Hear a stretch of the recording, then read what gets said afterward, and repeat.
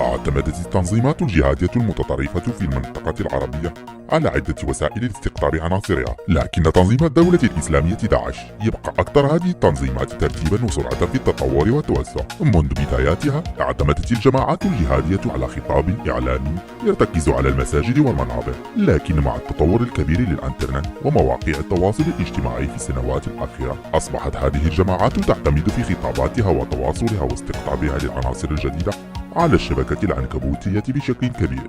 فهذه الحركات مرت بالضبط من 3 مراحل. المرحلة الجهادية في أفغانستان والتي اعتمدت على الوسائل الكلاسيكية للترويج لخطاباتها كالمساجد والخطب والمنشورات واللقاءات المباشرة. جاءت بعد ذلك مرحلة ما بعد 11 من سبتمبر والتي عرفت بدايات انتشار الإنترنت وظهور المنتديات التواصلية إضافة إلى المواقع الإلكترونية والأقراص المدمجة. ثم ظهر تنظيم داعش في مرحلة الثورة السورية والتي تميزت في اعتمادها الواسع في استقطاب عناصرها على شبكات التواصل الاجتماعي بكل أنواعها. هذا التنظيم الذي يضم حاليا ما يزيد عن 100,000 مقاتل تم تجنيد 80% منهم عبر مواقع التواصل الاجتماعي. يمتلك تنظيم داعش إمكانيات مالية مهمة باعتباره واحدا من التنظيمات الجهادية الأغنى في التاريخ، مما ساعد على توسعه وانضمام أعداد كبيرة من المقاتلين الجدد إلى صفوفه، باعتبار أن التنظيم يلبي كل مطالب مقاتليه شريطة الطاعة والولاء. هذا التمويل الذي يصل إلى الدولة الإسلامية بعدة طرق مبهمة، إضافة إلى استيلائه على ثروات طبيعية مهمة خلال توسعاته: 50% من بترول سوريا، 17% من بترول العراق، حقول الغاز، سدود، وأراضي فلاحية بمحاصيلها. فحسب مجموعة من الخبراء فالقيمة التجارية لتنظيم داعش تجاوزت 2000 مليار دولار.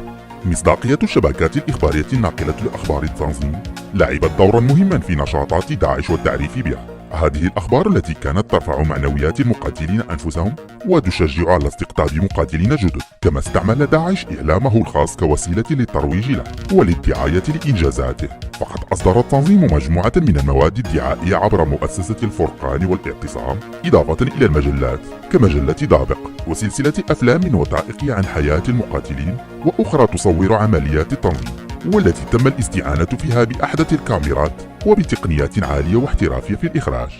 كما أنتجت داعش لعبة إلكترونية قتالية سميت بصليل الصوارم، والتي تم توجيهها إلى الشباب والمراهقين لتعبئتهم. من ناحية أخرى أكدت الدراسات أن أغلب ما يغري المقاتلين الملتحقين بداعش ليس هو الدافع الديني، ولكن الدوافع الدنيوية كالمغامرة والإثارة والوعد بالنساء والرفقة. وتعتبر الغنائم والسبايا من أبرز المكافآت التي يحصل عليها المقاتلون، إضافة إلى الإغراء المعنوي بما ينتظر المقاتلين في الدار الآخرة من جزاء وطيبات.